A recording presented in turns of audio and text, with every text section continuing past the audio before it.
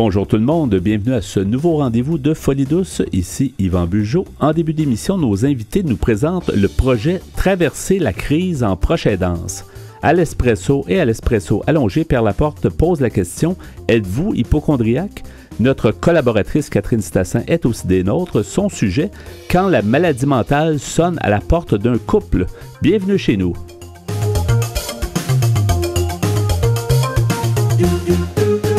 Vous écoutez Folie douce, première émission radio francophone sur la planète, démystifiant la santé mentale depuis 1991. J'accueille maintenant mes invités, Isabelle Delperrier. Bonjour Isabelle, bienvenue Bonjour. à Folie douce. Merci. Et aussi Élisabeth Pinault. Bonjour Élisabeth. Allô. Alors, on va parler ensemble d'un projet assez novateur aujourd'hui qui se nomme Traverser la crise en proche aidance. Vous êtes toutes les deux de deux organismes qui ont décidé de s'associer pour faire un projet spécial. D'abord, Isabelle, pourrais-tu nous présenter l'organisme, le Transit Centre de crise que tu représentes? Oui, absolument. Le Centre de crise, le Transit, c'est un organisme communautaire, un centre de crise qui existe depuis 1995 et on offre plusieurs services finalement qui sont gratuits pour les personnes en situation de crise. Le premier service, c'est l'évaluation. Dans le fond, on reçoit les demandes de personnes, soit directement des personnes elles-mêmes, soit de référents comme des psychiatres, des travailleurs sociaux, des hôpitaux, ou également les proches qui peuvent référer finalement des proches en situation de crise. On rencontre les personnes pour évaluer leurs besoins, pour essayer de comprendre leur situation, et ensuite on leur propose des services. Parmi les services que nous, on offre, il y a le suivi externe. Le suivi externe, c'est qu'on rencontre les personnes sur une courte durée qui va jusqu'à 6 à 8 semaines et on détermine avec eux finalement des objectifs de suivi pour pouvoir les accompagner au travers de la crise. On a également un service d'hébergement où là, les personnes qui sont très fragiles, qui ont besoin d'un encadrement un petit peu plus structuré, vont pouvoir venir passer une dizaine de jours finalement maximum au centre de crise. Ça peut aller de 1 à 10 jours. La durée de l'hébergement varie finalement en fonction des besoins de la personne et de l'évaluation aussi des intervenants. Donc là, ils sont dans un contexte sécuritaire avec des intervenants en tout temps et de la même manière, ils travaillent sur l'activation puis sur des objectifs de séjour en lien donc avec leurs besoins. On offre également du support téléphonique 24 heures sur 24 pour les personnes qui appellent, qui ont besoin de support de crise. Et depuis bientôt 1 an, on offre le support aux proches aidants dans le cadre du projet Traverser la crise en proche aidant. C'est intéressant. Vous êtes situé pas très loin, je pense, d'Arborescence, au centre-ville, vous aussi? Oui, c'est ça. On ne donne pas l'adresse. On donne pas l'adresse parce qu'on donne l'adresse seulement au moment où on donne un rendez-vous. On passe d'abord par un pré-contact téléphonique. Mais oui, absolument, on n'est pas très loin du centre-ville. C'est un peu la première ligne, en fait, avant d'aller à l'hôpital psychiatrique. Si les gens, au lieu d'aller dans une urgence ou quelque chose, peut-être qu'à proximité, ça peut déjà désamorcer la crise. Mais c'est le but, en fait, des centres de crise à la base. C'était vraiment de désengorger, finalement, les urgences psychiatriques à la base. Donc oui, effectivement, si on peut éviter une hospitalisation et que la personne est en capacité, finalement, d'assurer sa sécurité au centre de crise, on va prioriser l'intervention communautaire, tout à fait. C'est intéressant. Donc, on disait tantôt, Élisabeth Pinault, vous êtes tuée de Arborescence, l'autre organisme qui a pris part à ce projet-là. Parle-nous donc d'Arborescence, qui est un nouveau nom, mais c'est un organisme qui existe depuis longtemps, qu'on connaissait sous un autre nom avant, là. Oui, absolument. En fait, Arborescence, c'est un organisme qui existe depuis 40 ans, qui s'appelait anciennement l'ACPAM. Puis nous, on offre des services vraiment aux membres de l'entourage, aux proches aidants de personnes qui composent avec des enjeux de santé mentale. On n'a pas besoin d'avoir nécessairement un diagnostic précis là, pour être considéré comme une personne qui compose avec des enjeux de santé mentale. Mais nous, on accompagne vraiment ses proches, son entourage, que ce soit parents, amis, fratrie, conjoints. Puis on offre une panoplie de services là, psychosociaux, entre autres le suivi individuel. Donc, des rencontres là, avec un intervenant psychosocial, une intervenante psychosociale qui vont s'installer pour vraiment détailler la dynamique de la relation, avoir un espace où ventiler, où imaginer des solutions. On a aussi des groupes d'entraide par rôle, en fait, là, donc des groupes de parents, des groupes pour les conjoints, des groupes pour la fratrie qui vont se réunir pour vraiment avoir un espace pour discuter, échanger des stratégies, parfois juste briser l'isolement. Mieux se comprendre l'un l'autre aussi, parce qu'on a beau dire, mais je pense que les groupes d'entraide aident énormément beaucoup de gens. Les gens se reconnaissent, les gens se sentent plus à l'aise souvent, puis sentent qu'ils ne sont pas seuls. Là. Puis je sais qu'Arborescence, avec l'ancien nom, c'était probablement un des premiers organismes à faire ça, à s'occuper des proches aidants, parce que la santé mentale, c'était souvent chez les gens, mais je pense que les proches aidants sont importants. Exactement, absolument. Puis c'est un petit peu ça notre mission aussi, là, que ce soit par les groupes, par les les suivis. On a aussi de la père aidance famille, donc des personnes qui eux-mêmes là, ont un proche qui ont suivi une formation et qui maintenant offrent un accompagnement aux proches aidants, aux membres de l'entourage. Parce qu'en effet, ben oui, beaucoup de services, par exemple les centres de crise ou même l'urgence psychiatrique sont centrés sur la personne, sur le patient, la patiente, la personne qui a des enjeux. Mais autour de cette personne-là, il y a plein d'autres personnes qui peuvent s'épuiser aussi. Peuvent avoir un épuisement, des émotions aussi, tout simplement. Absolument. Des limites, des besoins. Des fois, ils comprennent mal aussi. Ils n'ont peut-être pas vécu ce genre de situation-là, fait que ça ne savent pas trop comment faire. Donc, c'est très utile. Là. Puis chez Arborescence, un autre service qu'on offre, c'est vraiment les ateliers psychoéducatifs. Donc, qui viennent vraiment détailler les différents troubles, détailler les différentes dynamiques, des différents thèmes aussi par des conférences. Mais on a vraiment aussi un volet de psychoéducation qui vient vraiment viser à mieux comprendre les enjeux. On dit souvent, mieux comprendre, ça nous permet de mieux réagir. Oui, exactement. Vous avez donc tous les deux organismes, en fait, ont décidé de s'unir pour faire un projet assez innovateur qui s'appelle Traverser la crise en proche aidance.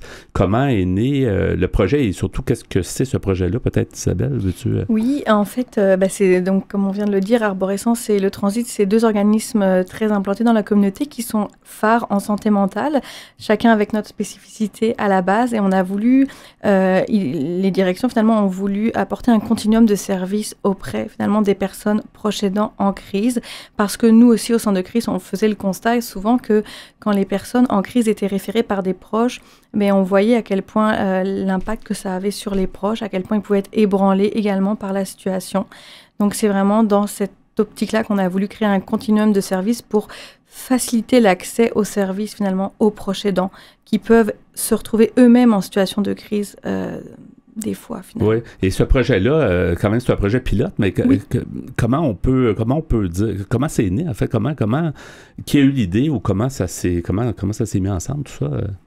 C'est une collaboration vraiment entre les deux organismes qui constataient un trou de service. C'est vraiment un petit peu comme ça qu'on pourrait le décrire. C'est parfois dans les services chez Arborescence, il y avait des situations qui prenaient une ampleur, qui sortaient de notre expertise ou qui sortaient un petit peu de notre zone qu'on connaissait quoi faire. Des situations plus complexes, des proches aussi qui étaient très envahis. On réalisait que dans le réseau, il n'y avait pas nécessairement une place pour ces personnes-là qui étaient à la fois proches aidantes, qui vivaient des crises, qui pouvaient être aussi à la fois en crise eux-mêmes ou qui avaient un proche qui vivait une situation extrêmement difficile et qui se sentait vraiment démuni. Il n'y avait pas nécessairement un endroit où se retrouver ou briser leur isolement ou juste développer des outils. À la base, c'est ça, c'était un petit peu de...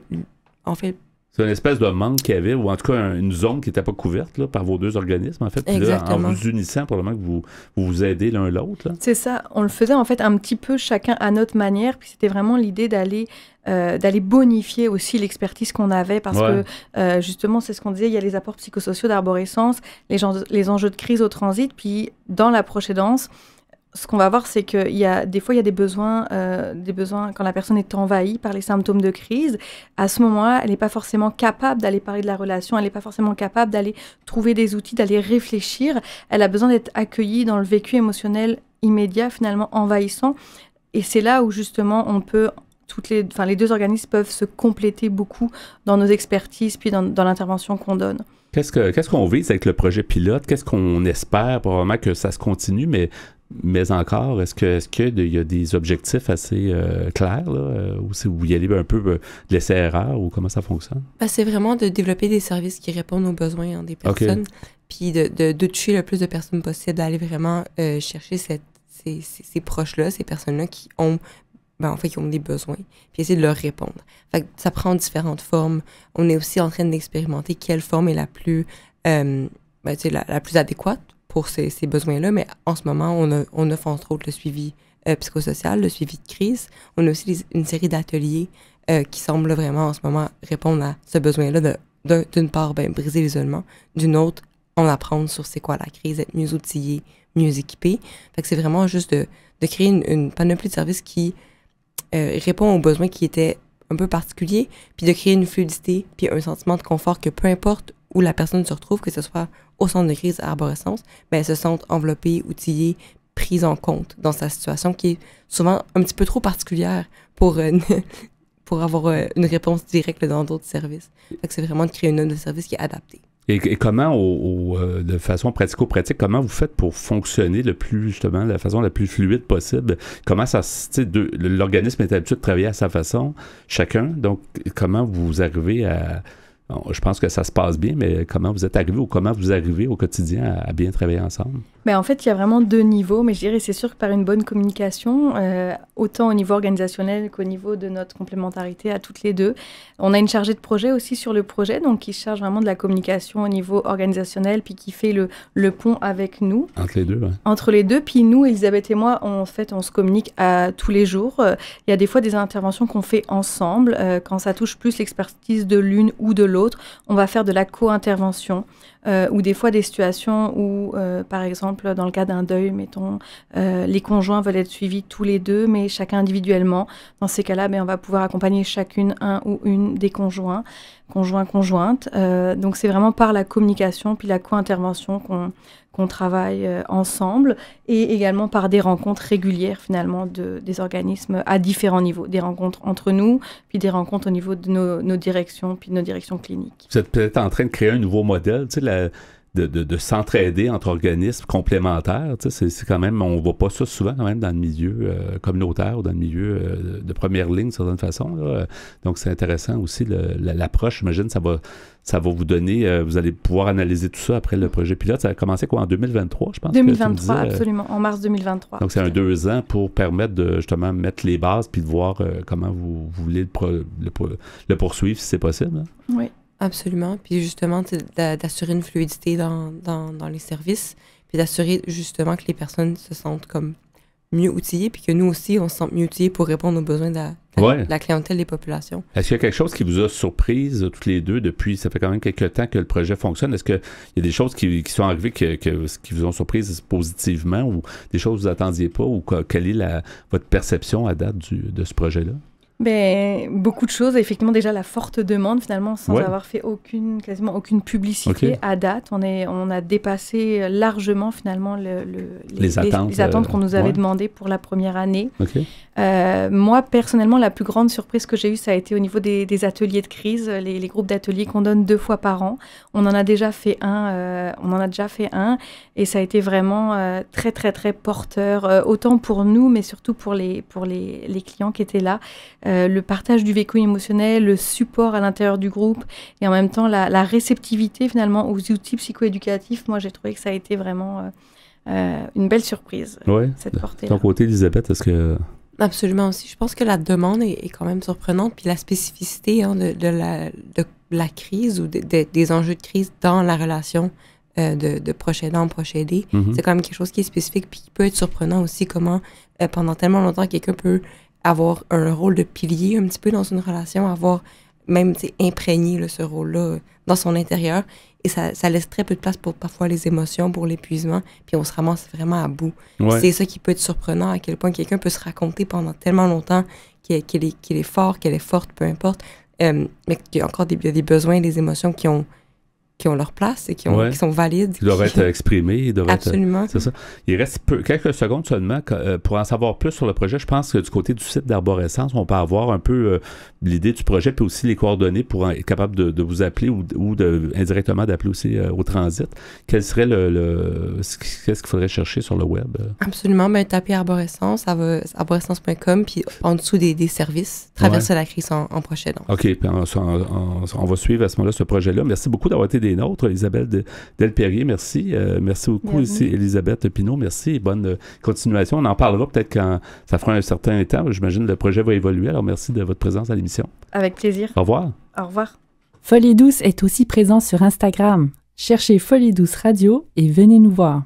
C'est maintenant le moment du segment Espresso. Bonjour Pierre. Salut Yvan. Aujourd'hui, tu poses une question. Êtes-vous hypocondriaque? Oui, hypocondriaque, oui, qui est un terme qu'on entend à l'occasion, qui définit ces gens qui ont une peur accrue ou exagérée d'attraper des maladies. On a tous peur, au fond, d'attraper des maladies, mais on essaie de pas trop y penser, je pense. Puis j'ai l'impression, je rajouterais, je ne sais pas si tu en parles dans ta chronique, mais je rajouterais depuis l'invention d'Internet, j'ai l'impression que le monde devient de plus en plus hypocondriaque parce qu'il s'agit de lire des choses sur Internet, puis des fois... on se trouve des choses qu'on n'a pas. Puis des fois, ça ne s'applique pas à nous. C'est pour ça que ça peut être facile de le devenir, en fait. Peut-être, oui. Alors, c'est ça. J'ai trouvé un article sur Internet, comme à l'habitude. un article qui s'appelle « Êtes-vous hypocondriaque ?» J'ai pris ça sur le site, tiens-toi bien, c'est le site familyprix.com. Ah. Alors, c'est la place, j'imagine. Ah oui, c'est la place qui est pour traiter les maladies. Alors, ce qu'on nous dit sur ce site, c'est qu'on définit souvent l'hypocondrie comme étant la peur d'être malade. Ce n'est pas tout à fait faux, mais l'hypocondrie, c'est un peu plus que ça. En fait, c'est la crainte excessive d'être atteint d'une maladie grave. Bien souvent, la personne hypocondriaque interprète mal certains symptômes. Celle-ci mettrait aussi en doute les bilans et examens médicaux. S'inquiéter pour sa santé ou pour celle de ses proches est normal, jusqu'à un certain niveau. En effet, dans la définition de l'hypocondrie, on retrouve le terme « excessif ». Si les craintes ne sont pas hors normes, c'est normal. Si l'anxiété générée par ces craintes devient trop importante, c'est là qu'on parle d'hypocondrie. L'hypocondrie peut se manifester par plusieurs comportements, comme analyser fréquemment son corps à la recherche de signes de maladie, s'inquiéter intensément du fait d'être atteint d'une maladie, être convaincu qu'un symptôme bénin est signe d'une maladie grave, passer trop de temps à faire des recherches en ligne concernant la maladie, aussi nommée la hyperchondrie, et multiplier les consultations médicales. Certains symptômes reliés au stress et à l'anxiété peuvent aussi se manifester.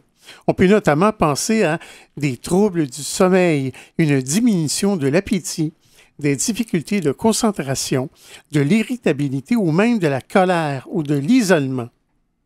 Les personnes anxieuses et celles qui ont un imaginaire développé sont les plus prédisposées.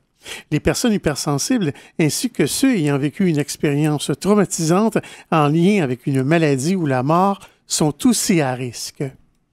L'adoption de saines habitudes de vie est la base du traitement des hypocondriaques. En effet, comme de mauvaises habitudes de vie peuvent entraîner des dérèglements du corps, les hypocondriaques pourraient interpréter cela comme étant les symptômes d'une maladie. La pratique d'activité physique fait partie des saines habitudes de vie, mais peut aussi être extrêmement bénéfique au niveau du contrôle de l'anxiété. Dans le même ordre d'idées, les exercices de relaxation peuvent avoir un effet bénéfique sur la gestion du stress. Afin de mieux vivre avec de l'anxiété, il existe des moyens à mettre en place. Comme par exemple, on nous dit accordez-vous des petits plaisirs, comme par exemple écouter Folie douce. Par exemple, oui. C'est gratuit, c'est très agréable. Alors, on nous dit rester en contact avec des gens qui vous font du bien. Limitez les facteurs qui vous causent du stress. Posez vos limites. Savoir comment interagir avec un proche hypocondriaque n'est pas chose facile. Il est normal de se sentir impuissant ou même frustré, mais ça ne fait pas de vous une mauvaise personne. La personne a besoin de soutien et non pas de se sentir jugée. Sachez qu'il est inutile de contester l'angoisse de la personne hypocondriaque, mais vous pouvez tenter de lui expliquer que les symptômes pour lesquels il s'inquiète sont probablement explicables autrement. Lorsque la situation est incontrôlable et que les comportements liés à l'hypocondrie impactent de façon importante les activités de la vie quotidienne, il devient nécessaire de consulter un professionnel de la santé. Une thérapie est un traitement conseillé. Si la thérapie n'était pas suffisante, un traitement médicamenteux pourrait être tenté. Toutefois, les effets secondaires des médicaments pourraient avoir le résultat paradoxal de renforcer l'angoisse et les inquiétudes. La pandémie de la COVID-19 nous a plongés dans une réalité bien particulière, plutôt loin de la normalité à laquelle nous étions habitués. Cette situation peut affecter les gens autant sur le plan physique que sur le plan psychologique. Il est normal de se sentir insécure face à un virus et à sa propagation. Cependant, si ces craintes prennent trop d'importance dans notre quotidien, il est important d'en parler. Plusieurs ressources sont disponibles, comme par exemple le service InfoSanté 811. C'est une porte d'entrée pour trouver de l'aide et il ne faut pas hésiter à l'utiliser. Et comme tu disais tantôt, dans le fond, même en consultant un professionnel, même pas pour gérer nécessairement l'anxiété que ça fait, là, puis les gens qui sont trop hypocondriaques, mais juste d'avoir un vrai diagnostic. Ouais. Avec un vrai médecin qui s'adresse à nous, déjà, ça peut enlever un paquet d'interrogations. Il va dire non, c'est normal, telle chose. Puis souvent, ça peut remplacer beaucoup de recherches là, qui vont faire monter l'anxiété, finalement. Exactement, oui. Alors, j'ai un deuxième article aussi que j'ai choisi qui s'appelle « Crise d'angoisse et peur de la maladie mentale ». J'ai pris ça sur le site thérapie-comportementale.net. On nous dit « Voici l'histoire de Jo. J-O, Jo. Elle a peur d'avoir une maladie mentale. » Elle nous dit « Je m'appelle Jo et j'ai 26 ans. Je vous écris pour vous faire part de ce que je vis actuellement et qui me fait extrêmement peur. Il y a 3 semaines environ, je me suis levé normalement avec mon copain. Lors du café, j'ai commencé à me sentir mal. Ma tête était lourde. J'avais l'impression d'avoir un ventilateur dans le cerveau. Mes jambes se sont crispées. La suite, on va l'avoir un peu plus tard à l'émission à l'Espresso allongé. Êtes-vous hypocondriaque? Merci Pierre.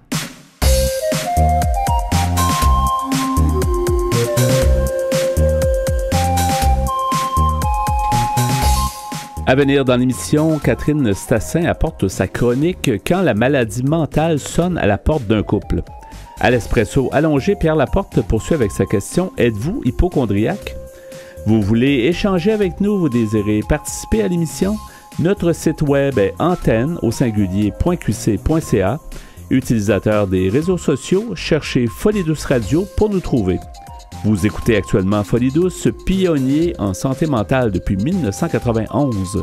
Folie Douce, une communauté, une radio.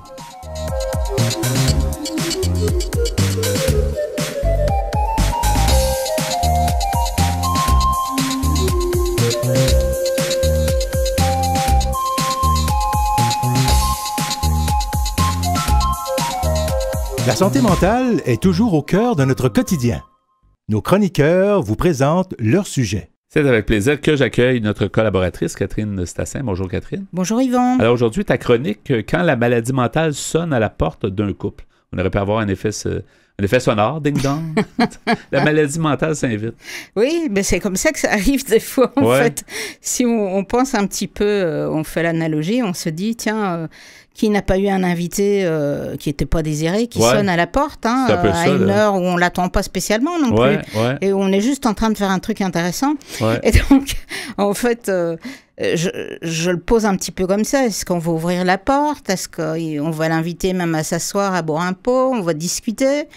Est-ce qu'on regarde par la petite œillère et puis on s'encourt sans faire de bruit? On l'ignore. On l'ignore. Ou bien on s'enfouit par la porte arrière et on le laisse discuter avec notre femme ou l'inverse. D'accord? Alors, donc voilà. Toujours est-il qu'on va un petit peu se poser des questions pour voir dans le fond quand... des personnes qui sont en couple apprennent que l'un d'eux a un trouble mental ou traverse un problème de santé mentale, c'est pas toujours permanent. Donc, un petit peu voir, tiens, qu'est-ce qui se passe? Est-ce qu'il y a des stéréotypes, de la stigmatisation? Et j'aurais des questions à te poser, Yvan. Oui, OK. Et d'abord, je vais te dire... Je suis bon pour répondre, d'habitude. C'est pas que j'ai toutes les réponses. On va voir. J'y vais. Il n'y a pas de mauvaise ou de bonne réponse. Il n'y a pas de mauvaise. Alors, si je te dis qu'une personne donc, vient de dire à sa femme, ben voilà, j'ai tel problème, je suis diagnostiquée, voilà pourquoi je me comportais comme ça, etc. Est-ce que tu penses que sa femme ou son mari pourrait le quitter? Il pourrait, mais j'ai pas l'impression que la plupart des gens le font, là. Mais il pourrait, oui. Il pourrait quitter. C'est pas comme, c'est plus la même personne, souvent. La personne change. C'est plus la même personne, c'est certain. C'est une personne qui est en cheminement, comme on chemine dans un couple en 30 ans, si ça fait 30 ans. Mais souvent, c'est à long terme que la personne va le quitter. C'est pas au moment que la personne change. Des fois, c'est intenable, là. C'est peut-être ça, là. Oui. En fait, en effet, on voit qu'il y a en général... ou un renforcement du couple, où il peut y avoir une séparation. Mais ce qui est principal à dire, c'est qu'en fait, c'est pas facile de quitter quelqu'un. Il y a un attachement. On aime cette personne. Donc, la plupart du monde, ils vont se responsabiliser par rapport à cette personne. Ils vont pas quitter la personne parce qu'ils apprennent que la personne a un problème de santé mentale. Ça peut être à la longue, il faut faire le deuil d'une certaine relation. Si ça dure longtemps, si c'est passager comme trouble, comme un trouble physique pourrait être passager ou permanent, avec une jambe en moins, par exemple. Alors, On voit donc qu'il y a cet attachement et que c'est pas systématique. La personne te quitte parce que tu lui dis ce que tu as. Alors, j'ai une autre petite question. Oui.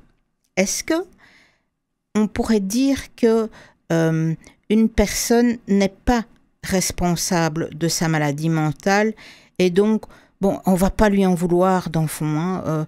Moi, j'en veux pas. Mon conjoint, il a telle maladie, je lui en veux jamais. Là, c'est pas de sa faute. La maladie mentale, la maladie mentale, je ne sais pas si je comprends bien ta question, mais dans le fond, la maladie mentale, c'est pas quelque chose que les gens souhaitent avoir. Là. Fait que c'est très bien. C'est très bien que tu ne comprennes pas ma question, parce qu'en fait, je ne voulais pas trop te donner d'indices non plus. Ce qu'il y a, c'est que ce que je voulais arriver, c'est le fait qu'en fait, on peut en vouloir à l'autre. Oui, il n'est pas responsable qu'il ait une maladie mentale qui lui tombe dessus, ça c'est certain. Mais on peut en vouloir à la personne, on peut en vouloir parce que la relation évolue, pas toujours dans un sens qu'on a prévu. Et puis, je donne des petits exemples. Il peut y avoir des sautes d'humeur, il peut y avoir de la fatigue, où la personne pourrait ne plus être capable d'aller à un match de hockey, par exemple, alors que vous alliez tout le temps voir des matchs de hockey. La personne, la vie affective, intime n'est plus la même à cause des médicaments. Elle évolue, elle est très différente. Donc, ça peut être aussi des problèmes financiers où la personne s'arrête pour un bout de temps.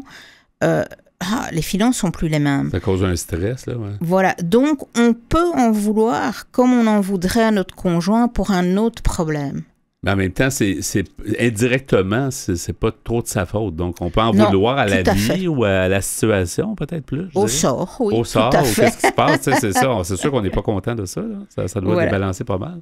En même temps, bon, quelqu'un peut tomber au chômage, on peut en vouloir aussi à la société parce qu'un autre conjoint perd son travail ou on peut avoir d'autres problèmes financiers ou que sais-je. Mais ça reste que c'est peut-être des perceptions. Des fois, tu sais, c'est ça, tu les évoques ici, mais c'est vrai que ça peut arriver que les gens vont comme pas faire la part des choses tant que ça. Ils vont dire, mon quotidien a changé, ma vie a changé avec cet être-là que j'aime et que j'aimais, là.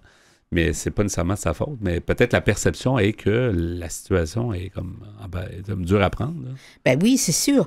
Mais en même temps, il ne faut pas dire on est des saints. Non.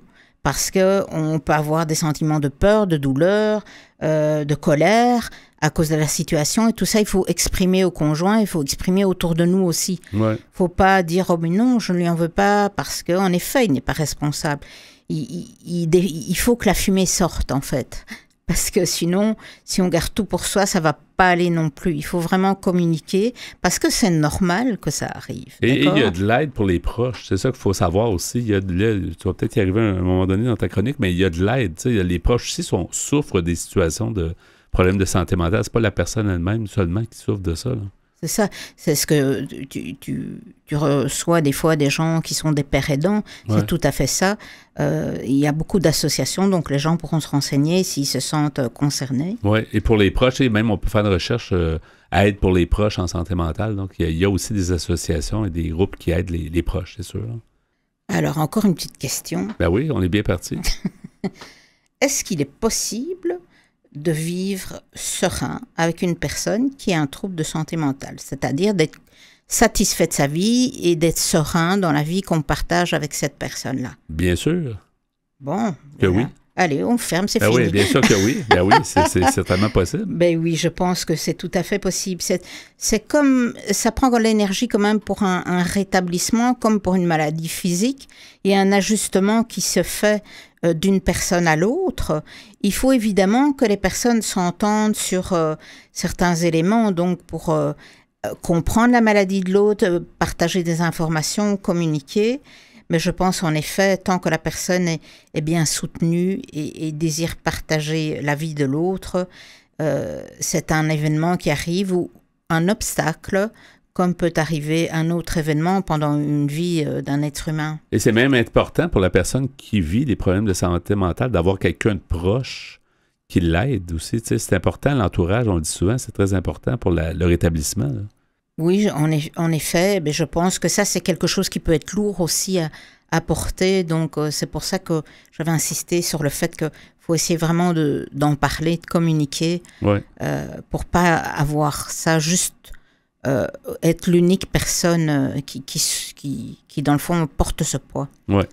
Alors, une question qui est souvent posée, qu'on peut souvent se poser, en fait, je pense, est-ce que, de nos jours, est-ce que la stigmatisation vers la santé mentale est en diminution ou est en augmentation? C'est difficile. Moi, j'ai de la difficulté à répondre à ça parce que j'ai l'impression, j'espère toujours que la stigmatisation va être moins présente, mais on a l'impression que ça va, ça vient. Oui, on en parle plus, mais il y a toujours une tranche de la population, on dirait, qui stigmatise les gens. C'est difficile à répondre, je ne peux pas dire. Je vais t'aider, en fait, je ne savais pas non plus. Hein. En fait, ces études, ça montre qu'en fait, il y a malheureusement une aggravation dans les dernières décennies de la stigmatisation. Ça se traduit comment? Ça se traduit, comme tu parlais de ça, d'attitudes négatives des personnes. Donc, on ne va pas comprendre que, mais enfin, fais un petit effort. T'as quoi? C'est de la paresse, etc. Pour quelqu'un qui a une dépression. Moi, je venais au travail quand j'étais fatiguée ou quand j'allais pas bien. Ça se dit encore, ça, ce genre de... Oui, mon Dieu, on entend ça, c'est sûr. Et puis, certaines personnes ont moins d'avancement au travail parce qu'elles ont été ouvertes avec leurs problèmes de santé mentale. Et ça donne, ça provoque de la diminution d'estime de soi, ça provoque de l'isolement social parce qu'on se sent stigmatisé, montré du doigt.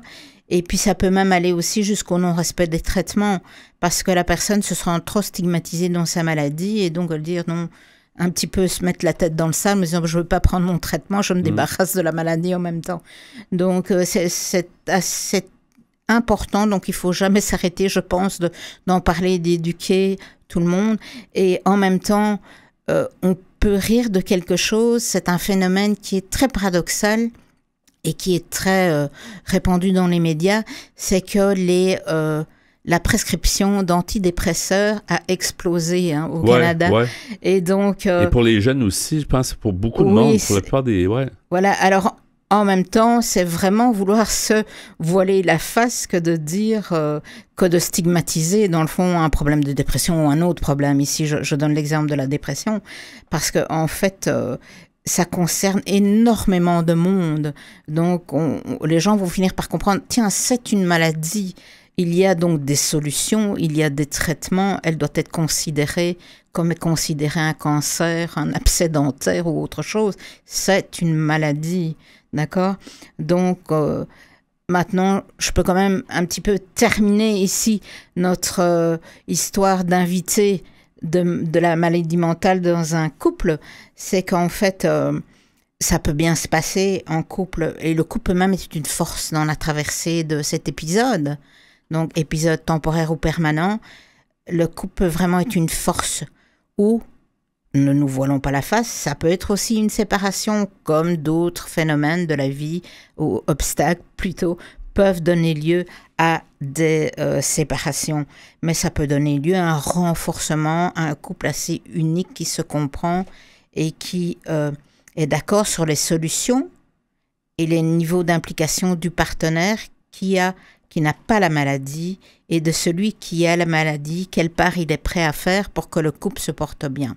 Parce que au début, ça peut des fois être déstabilisant pour l'autre partenaire parce que souvent, on n'a plus la même personne devant soi. Tu sais, les gens qui ont un problème de santé mentale, souvent, c'est comme une autre personne.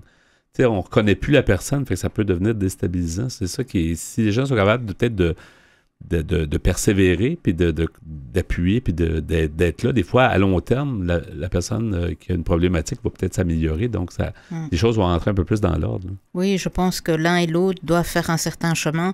Et c'est sûr que la personne qui traverse le trouble, elle est un petit peu... On lui force la main pour faire un cheminement et s'adapter à son trouble et garder une qualité de vie. Mais l'autre personne peut, si elle est attentive et le souhaite, comprendre ces modifications et s'ajuster et donc en faire quelque chose qui va enrichir le couple et l'entourage autour, tout leur entourage. Comme d'habitude, on va donner quelques références sur notre site web, antenne.qc.ca, dans la section mentionner Folie douce, sous ta chronique. Il y a quelques références intéressantes là, par rapport au couple, quand la maladie mentale sonne à la porte d'un couple. Merci beaucoup, Catherine, d'avoir été des nôtres et à la prochaine. Merci, Yvan. Au revoir. Au revoir. Vous écoutez Folie douce. Déjà plus de 800 émissions traitant de santé mentale depuis 1991.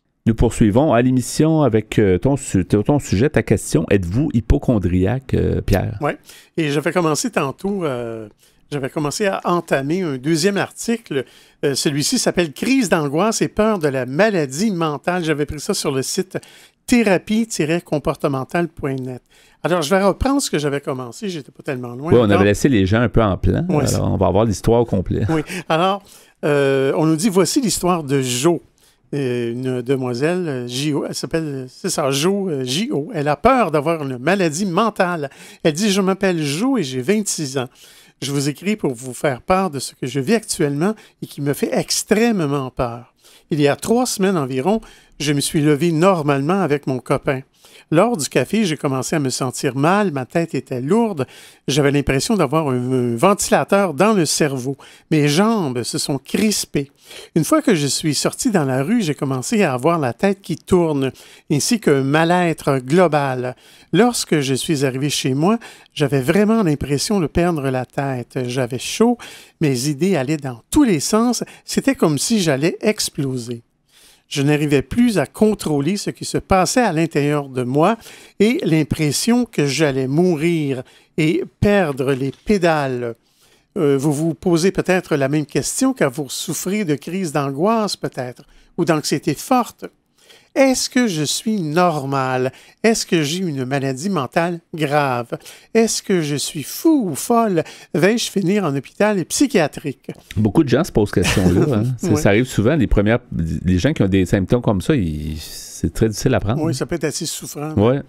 Alors, on nous dit c'est normal que vous vous demandiez cela. Les crises d'angoisse ou l'anxiété peuvent vous empêcher de travailler, d'avoir une vie normale et vous ressentez des symptômes qui vous paraissent bizarres. Parfois, le monde vous semble étrange ou vous ne vous reconnaissez pas vous-même. Vous avez l'impression de ne plus être en contrôle de votre esprit et parfois que vous allez faire n'importe quoi et même faire du mal à quelqu'un. Alors, vous finissez aux urgences. Vous allez voir un psychiatre, un psychologue pour savoir ce que vous avez et la plupart du temps, vous n'obtenez pas de réponse ou bien on vous dit « Non, vous n'êtes pas fou ou folle et cela ne vous rassure pas. » Alors, pas longtemps. Et vous vous dites « Et s'ils étaient passés à côté de quelque chose? » Ouais. Vous passez aussi du temps sur les forums.